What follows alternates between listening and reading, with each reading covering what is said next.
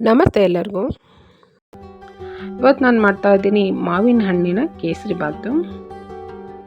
ಮಾವಿನ ಹಣ್ಣಿನ ಕೇಸರಿ ಬಾತು ನಾನು ಸಕ್ಕರೆ ಹಾಕಿ ಮಾಡ್ತಾ ಇಲ್ಲ, ಬೆಲ್ಲ ಹಾಕಿ ಮಾವಿನ ಹಣ್ಣಿನ ಕೇಸರಿ ಬಾತು ಮಾಡ್ತಾ ಇದ್ದೀನಿ. ತುಂಬ ಚೆನ್ನಾಗಾಗತ್ತೆ.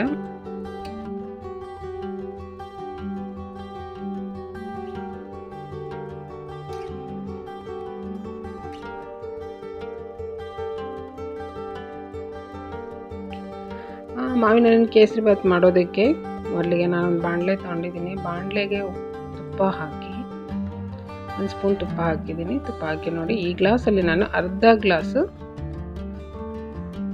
ಸಣ್ಣ ರವೆ ತೊಗೊಂಡಿದ್ದೀನಿ. ಸಣ್ಣ ರವೆ ತುಪ್ಪದಲ್ಲಿ ಹುರಿತಾ ಇದ್ದೀನಿ. ಮೊದಲಿಗೆ ರವೆನ ಹುರಿದಿಟ್ಕೋಬೇಕು. ತುಂಬ ಕೆಂಪಗೆ ಆಗೋದು ಬೇಡ, ಹಾಗೆ ಸ್ವಲ್ಪ ಹುರಿದ್ರೆ ಸಾಕು. ಚೆನ್ನಾಗಿ ಬಿಸಿಯಾಗಿ ಸ್ವಲ್ಪ ಕಲರ್ ಚೇಂಜ್ ಆದರೆ ಸಾಕು, ಕೆಂಪಗೆ ಆಗೋದು ಬೇಡ. ನೋಡಿ, ಇಷ್ಟಾದ್ಮೇಲೆ ನಾನು ಒಂದು ಪ್ಲೇಟಿಗೆ ತೆಗೆದಿಟ್ಕೊತಾ ಇದ್ದೀನಿ. ಮತ್ತು ನಾನು ಅದೇ ಬಾಣಲೆಗೆ ತುಪ್ಪ ಹಾಕ್ತಾ ಇದ್ದೀನಿ. 2 ಸ್ಪೂನ್ ತುಪ್ಪ ಹಾಕಿ ದ್ರಾಕ್ಷಿ ಗೋಡಂಬಿನ ಫ್ರೈ ಮಾಡಿ ತೆಗೆದಿಟ್ಕೊತೀನಿ. ಇಲ್ಲ, ತೆಗೆದಿಟ್ಕೊಳ್ಳೋದಿಲ್ಲ, ತುಪ್ಪದಲ್ಲಿ ಹುರಿತಾ ಇದ್ದೀನಿ. ಮೊದಲು ನಾನು ಗೋಡಂಬಿನ ಹುರಿತೀನಿ. ಗೋಡಂಬಿ ಸ್ವಲ್ಪ ನಿಧಾನ ಕೆಂಪಾಗತ್ತೆ. ಆಮೇಲೆ ದ್ರಾಕ್ಷಿ ಹಾಕ್ತೀನಿ. ದ್ರಾಕ್ಷಿ ಬೇಗ ಫ್ರೈ ಆಗಿ ಗುಂಡುಗಾಗ್ಬಿಡತ್ತೆ, ಬೇಗ ಕಲರ್ ಚೇಂಜ್ ಆಗುತ್ತೆ. ಹಂಗಾಗಿ ಮೊದಲು ಗೋಡಂಬಿ ಕೆಂಪಾದ್ಮೇಲೆ ದ್ರಾಕ್ಷಿ ಹಾಕ್ತೀನಿ.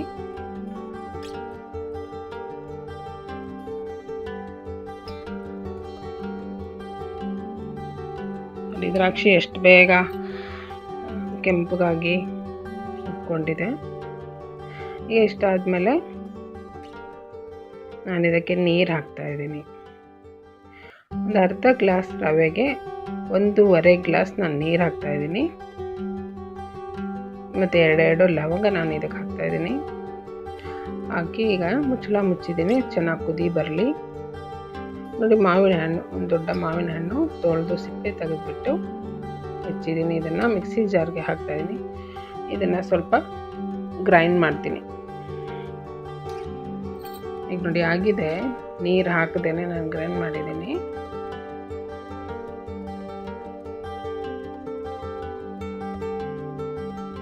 ಈಗ ಸ್ಟವ್ ಮೇಲೆ ನೀರು ಕುದೀತಾ ಇದೆ. ಅದಕ್ಕೆ ನೋಡಿ, ನಾನು ಬೆಲ್ಲ ಹಾಕ್ತಾ ಇದ್ದೀನಿ. ನನ್ನ ಹತ್ರ ಪುಡಿ ಬೆಲ್ಲ ಇತ್ತು, ಹಂಗಾಗಿ ಪುಡಿ ಬೆಲ್ಲ ಹಾಕ್ತಾ ಇದ್ದೀನಿ. ಇಲ್ಲಾಂದರೆ ಉಂಡೆ ಬೆಲ್ಲ ಇದ್ದರೆ ಅದನ್ನು ಕುಟ್ಬಿಟ್ಟು ಹಾಕ್ಬೋದು.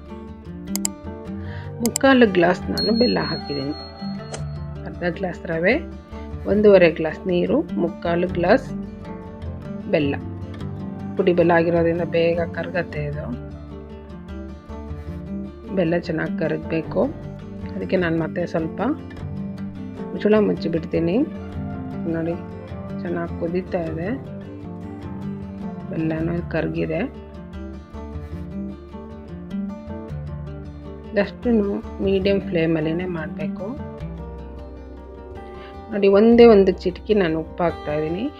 ಯಾವುದೇ ಸ್ವೀಟ್ ಮಾಡುವಾಗ 1 ಚಿಟಿಕೆ ಅಥವಾ 2 ಚಿಟಿಕೆ ಉಪ್ಪು ಹಾಕಬೇಕು, ಆವಾಗ ರುಚಿ ಚೆನ್ನಾಗಿರುತ್ತೆ. ಈಗ ಹುರಿದಿಟ್ಕೊಂಡಿರುವಂಥ ರವೆನ ನಾನು ಹಾಕ್ತಾ ಇದ್ದೀನಿ. ರವೆ ಹಾಕಿ ಚೆನ್ನಾಗಿ ಮಿಕ್ಸ್ ಮಾಡಬೇಕು.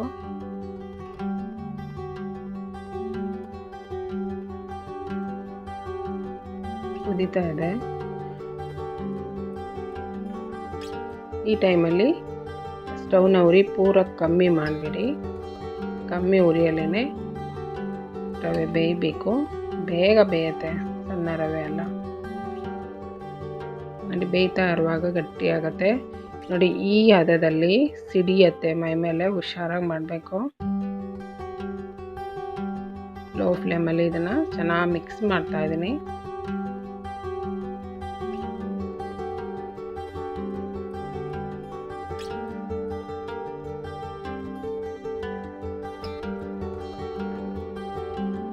ನೋಡಿ, ಈ ಹದಕ್ಕೆ ಬಂದಿದೆ.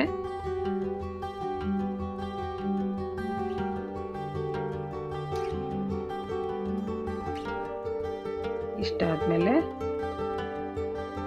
ನಾನು ಮಿಕ್ಸಿ ಮಾಡಿರೋಂಥ ಮಾವಿನ ಹಣ್ಣನ್ನು ಹಾಕ್ತಾಯಿದ್ದೀನಿ.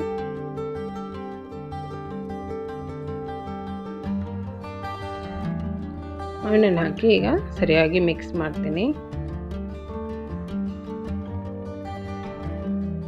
ತುಂಬ ಚೆನ್ನಾಗಾಗುತ್ತೆ ಬೆಲ್ಲ ಹಾಕಿ ಮಾಡೋಂಥ ಕೇಸರಿ ಬಾತು. ಮಾವಿನ ಹಣ್ಣು ಕೂಡ ಹಾಕಿದ್ದೀನಿ. ಮಾವಿನ ಹಣ್ಣು ಸೀಸನ್ ಇಲ್ಲ ಆದಾಗಲೂ ಕೂಡ ಇದು ಬೆಲ್ಲ ಹಾಕಿ ಕೇಸರಿ ಬಾತ್ ಮಾಡ್ಕೊಂಡು ತಿನ್ಬೋದು, ತುಂಬ ಚೆನ್ನಾಗಾಗುತ್ತೆ. ಈಗ ಮಾವಿನ ಹಣ್ಣಿನ ಸೀಸನ್ ಅಂತ ಮಾವಿನ ಹಣ್ಣು ಹಾಕಿ ಕೇಸರಿ ಬಾತ್ ಮಾಡ್ತಾಯಿದ್ದೀನಿ ನಾನು. ಈ ರೀತಿ ಮಾಡಿ ನೋಡಿ, ತುಂಬ ಚೆನ್ನಾಗಾಗುತ್ತೆ. ಈಗ ಒಂದು 4 ಸ್ಪೂನ್ ನಾನು ಮತ್ತೆ ತುಪ್ಪ ಹಾಕ್ತಾಯಿದ್ದೀನಿ. ತುಪ್ಪ ಹಾಕಿದ್ಮೇಲೆ ಅದ್ರ ಜೊತೆ ಚೆನ್ನಾಗಿ ಹೊಂದ್ಕೊಳ್ಳೋ ಥರ ಸರಿಯಾಗಿ ಮಿಕ್ಸ್ ಮಾಡಬೇಕು.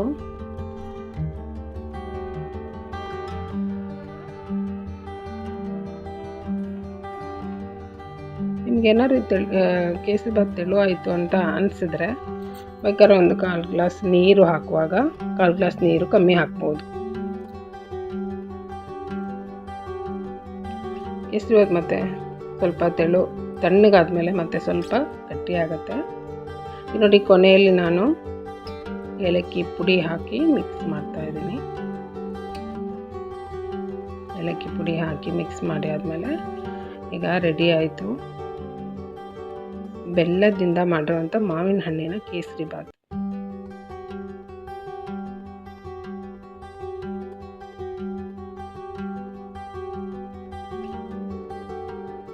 ಮತ್ತು 1 ನಿಮಿಷ ಮುಚ್ಚಿಬಿಟ್ಟು ನಾನು ಸ್ಟವ್ ಆಫ್ ಮಾಡ್ತೀನಿ.